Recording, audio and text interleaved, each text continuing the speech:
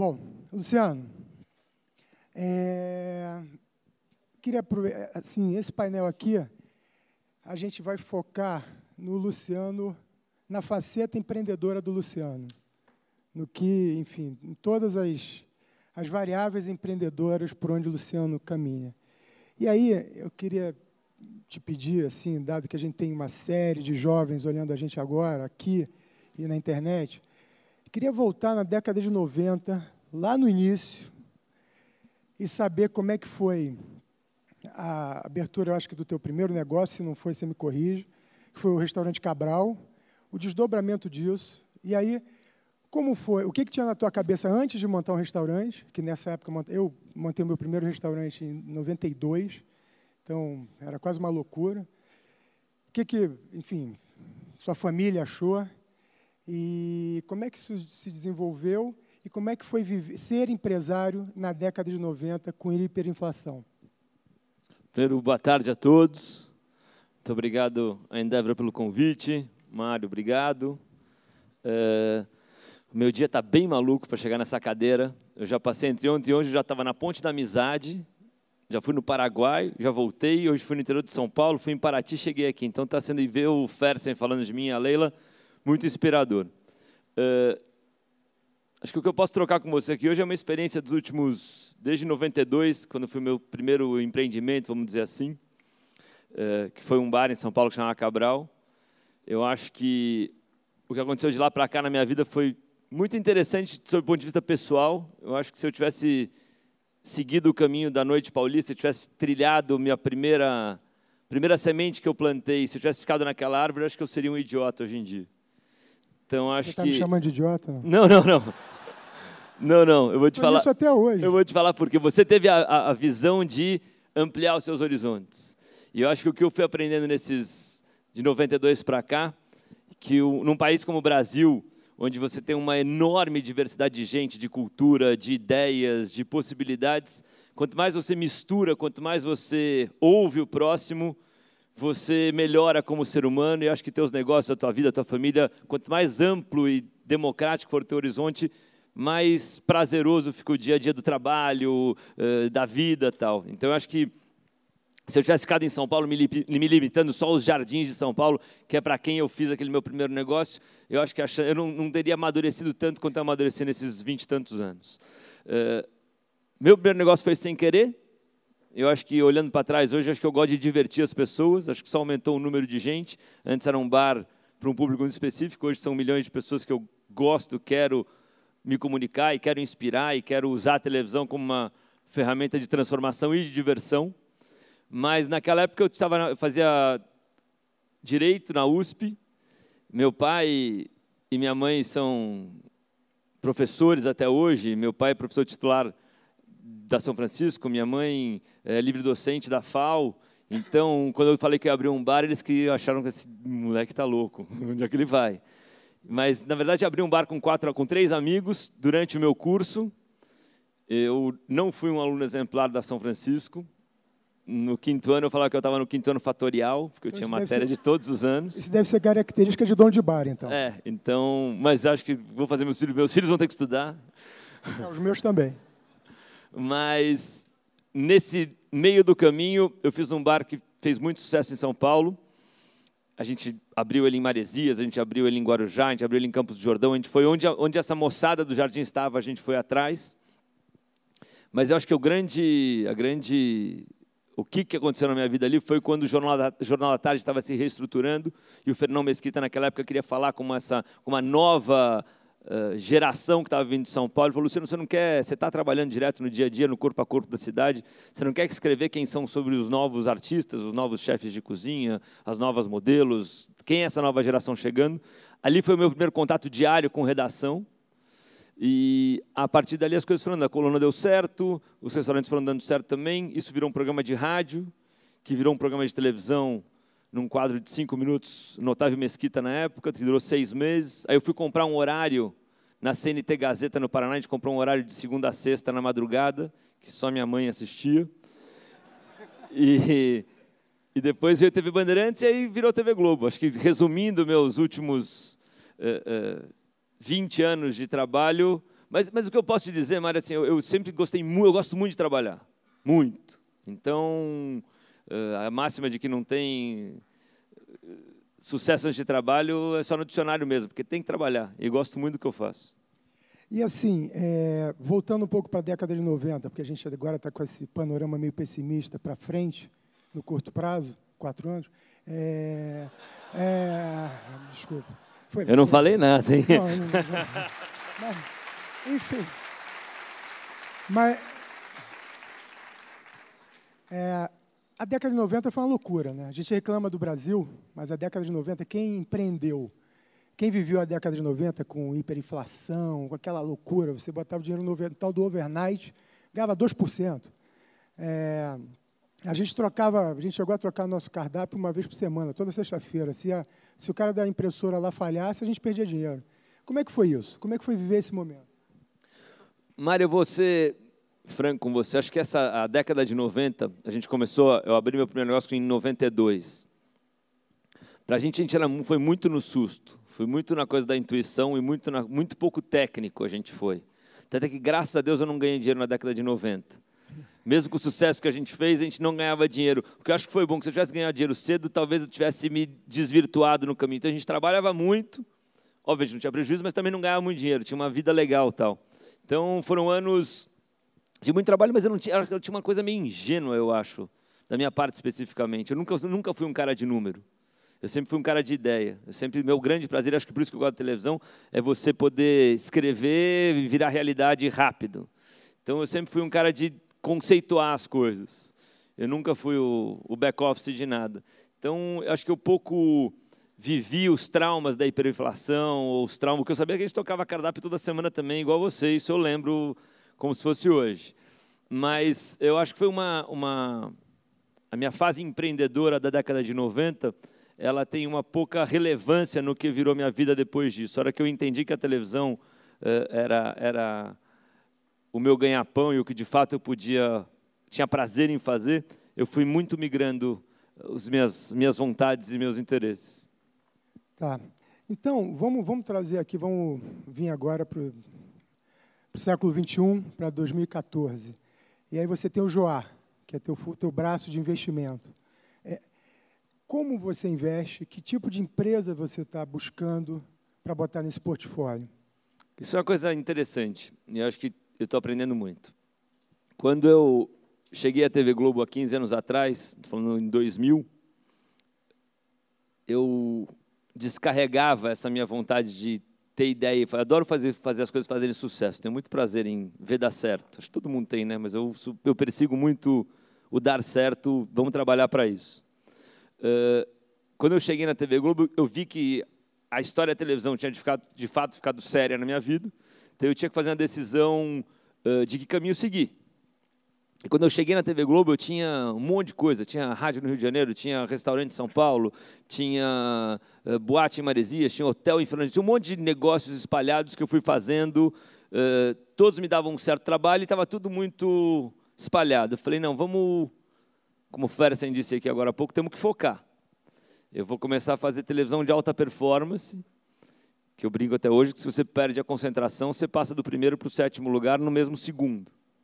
Então, eu fechei um ciclo da minha vida de empreendedor, eu vendi tudo que eu tinha naquela época e, até hoje, passei a dedicar todo o meu tempo de trabalho à TV Globo, que é o que eu faço até hoje. Quer dizer, a minha energia está inteira na TV Globo, dá muito trabalho produzir 2 horas e meia de televisão competitiva, com qualidade, comercialmente viável, todos os sábados, que é o que eu faço. Mas, está até aqui hoje, o Júlio Vasconcelos, está aqui do Peixe Urbano, plantou uma semente na minha cabeça há 5 anos atrás, ou há 4 anos atrás, quando o Peixe chegou no Brasil, que ele me chamou para conversar, falou, pô, Luciano, as redes sociais estavam começando, eu tinha chegado a 1 milhão de seguidores no Twitter, usando as ferramentas, porque para ser um pouco mais didático nisso, eu gosto muito de juntar time, muito, eu adoro me sentir burro. Tem gente que gosta de fazer times burros para se sentir competente, eu sou o contrário. Eu adoro, por que eu não pensei nisso antes? Então, eu gosto de delegar, eu gosto de dividir os louros com a equipe, eu sou um formador de equipe. E eu comecei a puxar muita gente de internet. tinha puxado o Kibi Louco, que hoje em dia está na Porta dos Fundos, que a gente está junto lá, para uma equipe minha da televisão, e ele falou, está começando um negócio chamado Twitter, que eu acho que você tinha que olhar. Então, eu comecei a entrar muito cedo nas redes sociais, e isso foi ganhando um certo volume. O Júlio me chamou para conversar, e falou, a gente está fazendo uma empresa de compras coletivas. Eu falei, mas o que você quer de mim? Eu falei, não, eu quero dar visibilidade, eu quero que tenha endosso essa empresa. Comecei a olhar, gostei muito dele. Falei, olha, eu comecei a entender mais o que estava acontecendo nesse universo digital, etc. Falei, tem um mundo muito interessante aí, que eu não estou participando, porque eu estou muito concentrado na televisão. Então, o que eu decidi fazer? Eu peguei algum dinheiro meu, montei um fundo que chama Joá, que não me dá trabalho, montei uma molecada sócia minha que está tocando lá hoje em dia, e a gente investe em empresas que tenham empreendedores fora da caixa, e ideias que eu tenha vontade de estar perto. Então, coisas que ou façam um mundo melhor, ou que estejam apontando para outras telas que me interessam na comunicação, ou que esteja fazendo a diferença na moda. Então, hoje a gente está investido hoje na reserva, a gente está investido hoje, saímos agora com o Júlio do Peixe, a gente está investido na Porta, a gente está investido nessas bicicletas compartilhadas, que estão já em 10 capitais, essas bicicletas do Itaú, a gente também está lá. Então, a gente tem alguns poucos e bons negócios com empreendedores fortes e negócios que eu me identifique. Eu olho e falo, isso é legal fazer parte e ver crescer. E o que é um empreendedor forte para você? Eu estou muito alinhado com o que o Fersen falou. Eu acho que o que faz diferença, dinheiro e boas ideias, o mundo está repleto. Eu acho que tem que encontrar gente apaixonada, com foco. Eu garanto que Michelangelo, quando pintou a Capela Sistina, ele não estava preocupado com o cheque que o Vaticano ia pagar para ele no final. Então, eu acho que o que vale é a paixão, a dedicação, a concentração e o foco. Tá bom. Ok. E você pretende fazer disso um negócio constante? Você continua buscando? Mário, ou é uma coisa meio de reação? Pintou, você vai? Eu acho que não é uma coisa reativo. Eu vejo que chega a mim, a gente tem ideias. O que eu acho que eu posso compartilhar aqui hoje, que é rico, que a gente estava conversando ali fora sobre empreendedorismo, acho que tem muito a ver com o que a Leila falou. Eu acho que a nossa tendência, quando você fica aqui preso a São Paulo, aos negócios, ao dia a dia. São Paulo é um lugar que você vem, tu não quer te oferecer alguma coisa, tu não quer fazer um negócio aqui. Você vai na padaria, o cara quer fazer um negócio antes de vender um queijo quente. Então, eu estou tendo o privilégio nesses dos 15 anos que eu não estou na TV Globo, mas nos últimos 10 anos principalmente, eu tenho viajado muito pelo Brasil, muito. E eu tenho entrado na casa das pessoas, eu tenho conversado com as pessoas, eu tenho visto realidades muito diferentes da que a gente tem aqui no dia a dia. E esse Brasil empreendedor que está nascendo, a gente tem que olhar, porque assim como o negócio do Beleza Natural que a gente viu aqui, hoje vão ter muitos outros, porque a demanda é enorme. E a mudança que está acontecendo no Brasil, há 8 anos atrás, Luciano, quando a classe C começou a ser a grande questão dos debates das agências, dos veículos, quem é essa nova classe média que está chegando, e as pessoas chamavam para conversar e juntava todo mundo, não, a gente quer entender, Luciano, você que fala com esse público, o que a nova classe média quer? Eu falei, ela quer piso cerâmico. As pessoas querem morar decentemente, as pessoas querem ter o direito de pensar da porta para dentro das suas casas, querem poder ter um piso cerâmico, quer poder ter água decente no chuveiro, quer poder ter uma geladeira nova, comer no espoleto, uma televisão, o quê? Comer no espoleto. É isso, tá vendo? E aí esse Brasil veio se transformando. Eu acho que a gente, sem querer, a gente foi muito nesse caminho de valorizar o direito das pessoas pensarem da porta para dentro das suas casas. E a gente está num segundo ciclo agora, que eu acho que as manifestações de rua do ano passado são muito isso, que as pessoas passaram a querer poder ter o direito de pensar da porta para fora das suas casas. Você vai andar pela Rocinha no Rio de Janeiro hoje, as vielas são horrorosas, o esgoto continua correndo a céu aberto, mas a hora que você entra da porta para dentro da casa, está super legal. Muitas delas. Mas para fora está horrível. Então as pessoas querem transporte decente, querem um hospital legal. Então acho que tem um universo da porta para fora que a gente tem que atuar fortemente. E pegando gancho nisso que você está falando, você tem um quadro do teu programa que é um baita apoio ao empreendedorismo na base da pirâmide social. Quando isso aconteceu, qual foi o clique para você começar a ser esse grande comunicador do empreendedorismo no Brasil? Eu acho que quando eu quero fazer televisão, eu não quero o holofote para mim. Eu quero poder empoderar as pessoas. Eu acho que as pessoas têm que ser protagonistas das suas próprias histórias. Então, eu tenho que ser um bom ouvinte, muito mais do que um grande orador ou cagador de regra, né? Então, eu gosto de ouvir as pessoas. E a gente tem trabalhado em duas vertentes na televisão. Eu divido o Caldeirão em inspiração e diversão. Na diversão é fácil, que é entretenimento sábado à tarde. Na inspiração, a gente tem cruzado com histórias muitíssimo interessantes. Então, eu acho que tem duas grandes buscas de personagem protagonistas que a gente quer, que é o empreendedor normal, que a gente, semana passada, contamos uma história dos caras do Sustenta Capão, que são dois meninos, um cozinheiro e um super empreendedor, que querem levar comida de qualidade para dentro do Capão Redondo. Vamos lá, contamos uma história, foi lindo. Mas mais do que isso, eu acho que os grandes empreendedores, os novos Steve Jobs, os novos Bill Gates da próxima década ou das próximas décadas, vão ser os empreendedores sociais, que vão ser, falhou o microfone, né? Os empreendedores sociais, gente que tenha boas ideias, que possam melhorar a vida das pessoas, que tenham um impacto global. E isso no Brasil eu tenho encontrado muita gente, que com muito pouco tem feito muito por muita gente.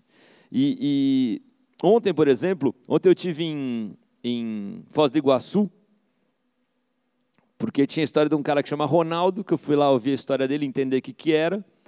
Era um cara, filho de uma empregada doméstica, o pai, como grande parte das famílias no Brasil, tinha ido embora cedo, abandonado a família com 3 filhos. Hoje ele tem 33 anos, ele falou que ele sempre quis pensar no próximo. Resumo da ópera, ele tem muito tráfico de droga naquela região da Tríplice Fronteira, tinha um terreno que tinha sido arrestado pelo Estado de um traficante, um empresário local comprou no leilão e deu para o Ronaldo. Ronaldo ganha 900 pratas por mês, como professor em 2 escolas estaduais, e gasta 1.200 para cuidar de 130 crianças, num projeto de contraturno escolar, com um monte de coisa legal, futebol e tal. Então, ele ganha 900, gasta 1.200, e ele alimenta 130 crianças por dia que ele não joga como despesa. Eu falei, como você não joga como despesa? Então, esses R$1.200 não inclui as 130 crianças que se alimentam do dia? Não inclui. Eu falei, mas como é que você vai dar amanhã para elas comerem? Ele falou, não sei, aparece. Como aparece? Ele falou, não, quando não tem, a gente sai, procura, um amigo dá, a gente vai no supermercado, a gente se vira. E a mãe dele cozinha todos os dias para 130 crianças. E aí você fica fazendo aquela reflexão, né?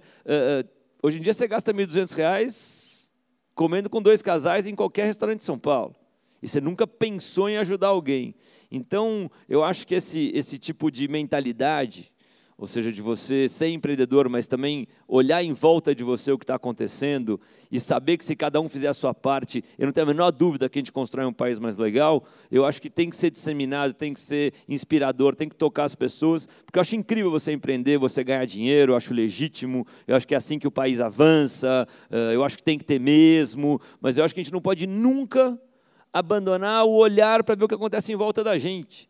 Porque a tendência é a gente ficar cada vez mais míope, você cada vez mergulhar mais nos números, cada vez você ficar mais vendo qual é o seu próximo negócio, onde é que você vai ganhar um pouco mais de dinheiro, onde é que você vai apertar, e esquecer que se a gente não tomar conta do que está acontecendo em volta da gente, garanto que não vai ser o governo ou o poder público que vai fazer isso. Há 10 anos... Obrigado.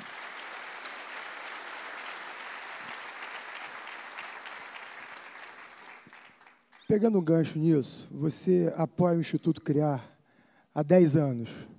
Conta um pouco dessa história para a gente e o filme que vocês estão lançando agora. Vou contar rápido que foi uma experiência positiva. A gente fez o Instituto Criar, a gente fundou há 10 anos atrás, é uma instituição que tem como missão formar mão de obra para a indústria que eu trabalho, cinema, televisão e outras telas. Então, a gente dá cursos técnicos, não tem nada... on camera, é tudo atrás das câmeras.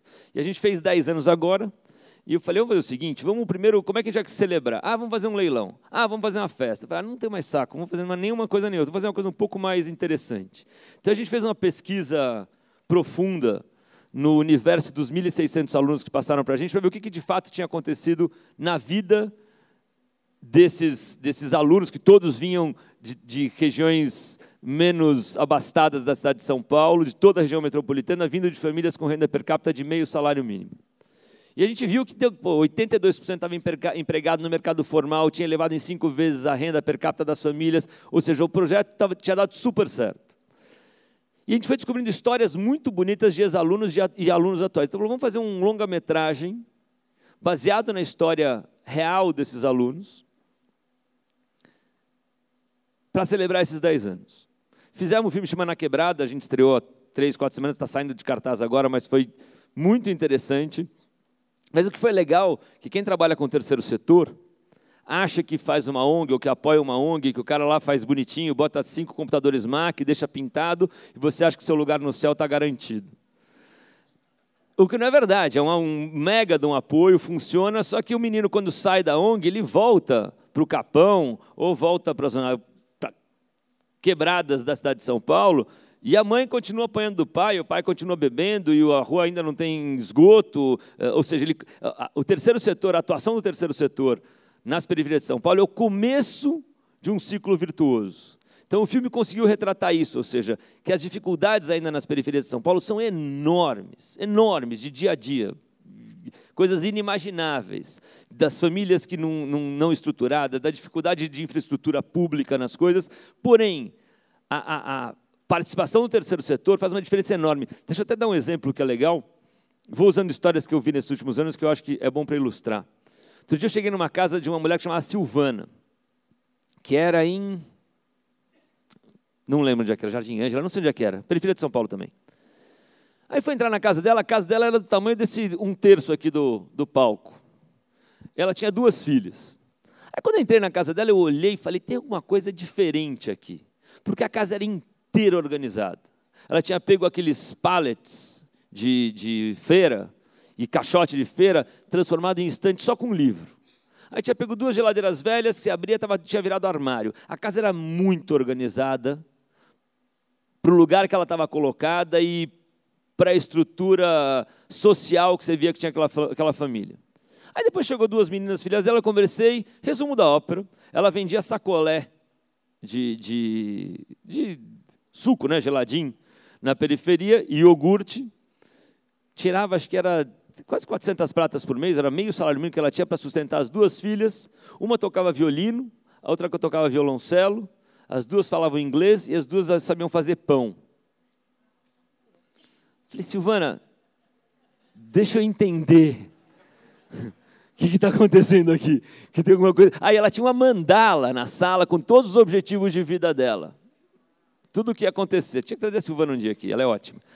Todos os objetivos que ela... lembrei mais. Ela tinha lido aquele livro O Segredo, sabe? Que o universo conspira a favor, que você te devolve e tal. Então ela tinha a mandala com as premissas do Segredo. Eu falei, tá, mas que mais? Foi um livro que fez isso aqui? Daí ela foi me explicando, e o resumo da ópera, no bairro que ela morava, ela mapeou todas as ONGs que estavam atuando lá. Então tinha uma ONG de música clássica, tinha uma ONG de inglês, e tinha um projeto do governo do estado da Lu Alckmin, que era de padaria comunitária, não sei o que lá tal. E ela botou as filhas dela em tudo que era possível de graça no bairro dela. E deu super certo. As meninas, além de ir para a escola, de fato tocavam violoncelo, outras violino. Então, eu acho que mostra o poder transformador quando você traz conhecimento de alguma forma. E o Brasil é engraçado esse negócio do terceiro setor, porque muitas vezes, para quem atua nisso, as ONGs parecem que são concorrentes. É tão pouco dinheiro no fomento do terceiro setor, que se eu tenho uma ONG aqui, você tem uma do outro lado da rua, a gente se considera concorrente. O que é uma loucura, né? Deveria trabalhar em rede todo mundo, compartilhar informação, compartilhar... É verdade, é difícil isso mesmo. Então, foi um aprendizado muito grande. Eu não sei nem se eu posso falar isso na tela aqui, mas vou falar. Fala. Não, é que eu acho que o fomento ao terceiro setor no Brasil é muito irrisório hoje, perto do tamanho da nossa economia. Então, terceiro setor é igual ao cinema, você fica mendigando renúncia fiscal. Então, você não constrói nenhuma indústria em cima de renúncia de imposto. Muito pelo contrário, você faz ela ficar dependente e lenta. Então, eu sou a favor de ainda que pequena, de tributação, igual aos Estados Unidos, igual a vários países do mundo, tributação de herança, ainda que pequena, e que você pode gastar em vida, ou seja, um tributo de 3, 4, 2, não importa, qualquer que seja, é para criar cultura, não é para gerar recurso, que te obrigue, você pode gastar em vida em duas coisas, ou investimento em terceiro setor, ou comprando obra de arte que você pode usar, que fica com você, é vitalício, mas quando você morre, vai para algum museu que você já estipulou. Eu acho que isso pode gerar renda para o terceiro setor, mas mais do que isso, obriga pessoas que têm muito dinheiro a pensar em como gastar em vida o que vão tomar em morte se ela não fizer. E eu acho que isso podia mudar bastante o fomento ao terceiro setor. Obrigado. Muito bom. Você estava me falando lá fora que até você sentar nessa cadeira aqui, se eu não me engano, de ontem de manhã até sentar Eu falei aqui, aqui no começo. Você foi para 7 municípios diferentes. Fui para um monte de lugar. O que te faz correr tanto? Voltar para casa para ver as crianças. Eu rodo, mas eu volto para casa. Essa aqui é a melhor missão do mundo, que é ser pai.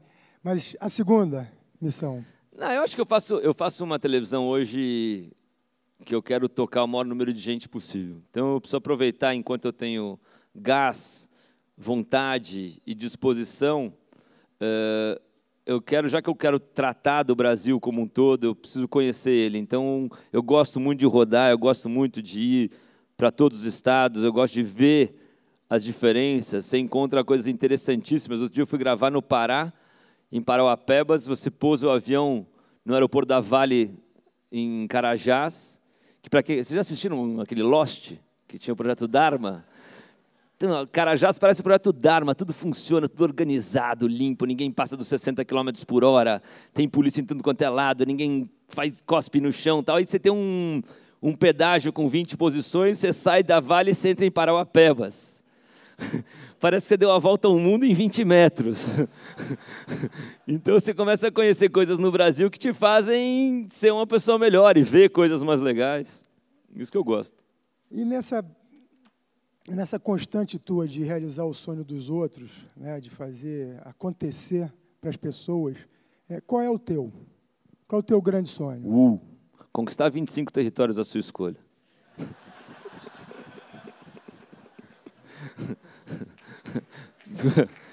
Não. Cara, não sei, Mário, eu não consigo nem pensar a longo prazo. Eu sou muito o de amanhã. Eu estou pensando no programa da semana que vem. Eu estou pensando que meus filhos só vão ter essa idade agora, que eu quero aproveitar minha família do jeito que está hoje. Eu não consigo fazer projetos a muito longo prazo.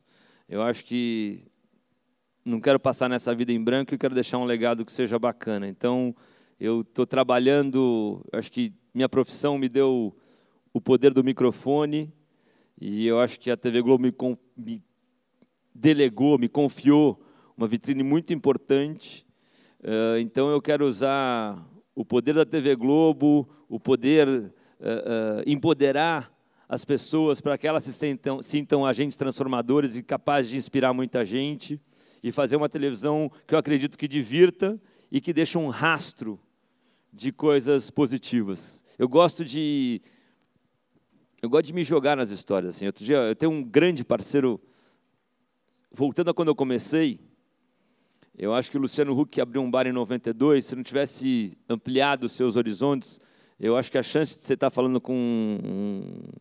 Eu me visto do mesmo jeito, eu penso do mesmo jeito, continuo torcendo para o Corinthians, eu mudei pouco das minhas essências, mas eu acho que as minhas reflexões, a minha cabeça ficou muito mais democrática, muito mais plural.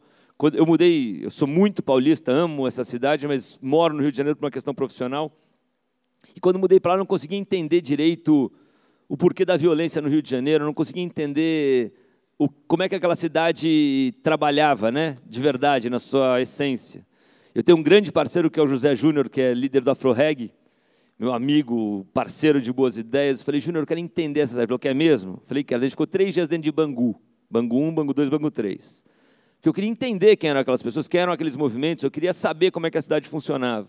Então, eu gosto de mergulhar nos problemas, eu gosto de entender as pessoas. Eu ouço todo mundo com a mesma atenção, evito dar opinião, eu formo a minha e troco de opinião também, sem o menor problema. Também, se a sua for melhor que a minha, eu troco.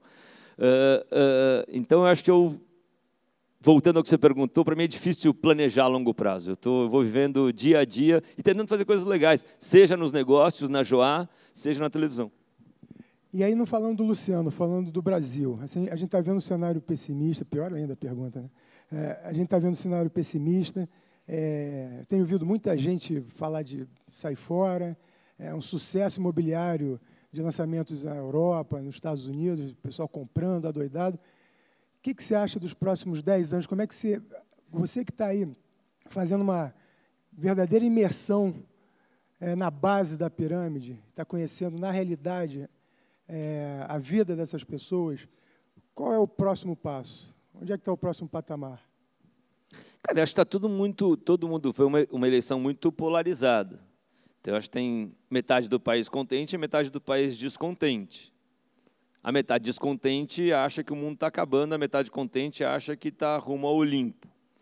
Então, mas o fato é que é todo mundo brasileiro, somos 100% brasileiros. Então, não adianta ter um país dividido. É fato, isso aqui é uma democracia, foi uma eleição, nós teremos 4 anos do governo que está aí, e eu acho que a gente não pode também ser derrotista. Economicamente pode ser mais difícil? Provável. Tá? Só que eu acho que o nosso país é tão grande de riquezas, e tem um povo tão querendo fazer a diferença, e querendo ascender, não socialmente no lado pejorativo, mas de ter mais direitos, de coisas melhores, e de uma vida mais organizada, e de cidadania, e Hoje, por exemplo, hoje é o Dia Internacional da Gentileza. Então, eu acho que são pequenas coisas que a gente vai construindo uma nova geração. Eu acho que o que a gente tem que trabalhar é para a geração dos nossos filhos. A nossa geração vai ser essa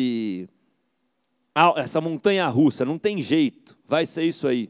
Eu não desacredito no Brasil. Eu acho que a gente vai ter 4 anos interessantes com uma oposição muito forte, eu acho que o governo vai ter que negociar, eu acho que a oposição é madura, com bons nomes, com bons quadros. Então, eu acho que vão ser 4 anos muito mais difíceis para quem quer investir, e acho que está todo mundo aqui, todos os empreendedores aqui, só que eu acredito, eu jamais iria morar em Miami, eu jamais iria morar fora do Brasil, por mais que seria uma delícia criar filhos numa sociedade que funcione melhor na parte de segurança e tal, mas eu não sairia do Brasil, eu acho que a gente tem muito trabalho a fazer aqui. E eu acho que a nossa geração chegou aos cargos decisivos, quase da nossa idade pleiteando para ser presidente da República, então eu acho que abandonar o barco agora seria muita falta de coragem. Então eu acho que a gente, mais do que nunca agora, tem que batalhar para o Brasil dar certo.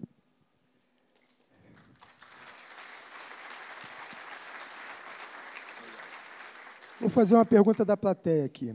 Como preparar melhor os empreendedores para aumentarem o impacto de suas iniciativas de forma sustentável? Falta uma visão de negócio, como agente, como o empreendedor pode reverter isso? Ou seja, como o empreendedor pode reverter para melhor a sociedade? Que papel tem um empreendedor, na tua opinião?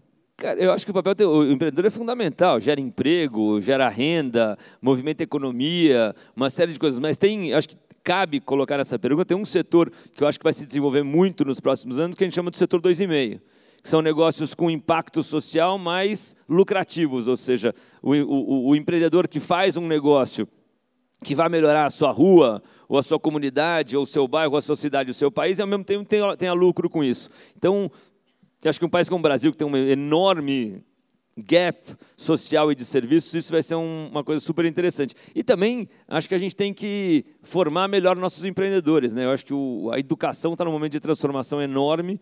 Esse modelo que foi feito até agora, de 30 pessoas sentadas na frente de um professor falando, duvido que vai ser o modelo que vai perdurar pelos próximos 20 ou 30 anos. Então, acho que a gente tem uma transformação de educação importante acontecendo também. Luciano, quem, assim, no ambiente empreendedor, você pode chamar de ídolo seu? De ídolo? Ídolo. E também no de entretenimento, nos dois. No entretenimento e no mundo empresas. Difícil você dar nome aos bois, assim. Eu acho que eu gosto muito de ouvir gente, eu adoro ter interlocutores que me desafiem a pensar. Eu acho que Quem te inspira? Acho que se for pensar de comunicação, se for do Walt Disney, ao Roberto Marinho, que criou uma empresa importante de televisão no mundo inteiro, se você for rodar o mundo, desde os caras todos, de Steve Jobs, Bill Gates, acho que eu sou uma boa colcha de retalhos de histórias de sucesso, de gente que teve ideia, conseguiu transformar comportamentos, mudar hábitos. Eu acho que a gente tem uma fase interessante agora, eu estou no olho do furacão nisso, no meu métier, que é comunicação, eu acho que nunca teve um processo de transformação tão violento quanto está tendo agora. Quer dizer, hoje, o que está claro é o seguinte, o que vai valer é o bom conteúdo. Agora, como você vai disponibilizar, como você vai assistir, não sei. Quer dizer, eu acho que esse modelo que a gente tem hoje, a TV aberta vai ser muito forte durante muitos anos, não tenho a menor dúvida disso, mas vai começar a mudar os hábitos de como consumir esse conteúdo. Então, acho que a discussão desse modelo de negócio, de comunicação, não do modelo do negócio, mas do modelo da relação com o público, vai mudar muito e eu estou fazendo parte disso. Vai ser interessante. Que conversa com parte dos teus investimentos também. Acho que sim, até não de investimento, acho que mesmo da minha profissão, quer dizer, como se comunicar na televisão e em outras telas, como você vai lidar com o público. A gente fala com muita gente, você fala, sei lá, com 20 milhões de pessoas todo sábado. Então, como é que eu vou continuar falando com esse volume de gente nos próximos 10 anos? Então, acho que isso vai ser um processo interessante e rico. E aí, uma pergunta que a gente sempre faz. Empreender é? Empreender é delicioso, né? É muito bom empreender. É muito bom você ter uma ideia, entender que essa ideia tem aderência e que vai ter gente para consumir ela, entender que você é capaz de fazer ela sozinho e bem, se todo mundo te abandonar, que você é capaz também de juntar um time bacana para delegar, dividir os louros e depois ver fazer sucesso. Acho que empreender é um ciclo, um dos mais prazerosos da vida. Quando dá certo, então, é que nem sexo. Muito bom. Gente, queria agradecer aqui, Luciano. Obrigado, Mário. Obrigado, Endeavor. Esse painel. Muito obrigado pela tua presença.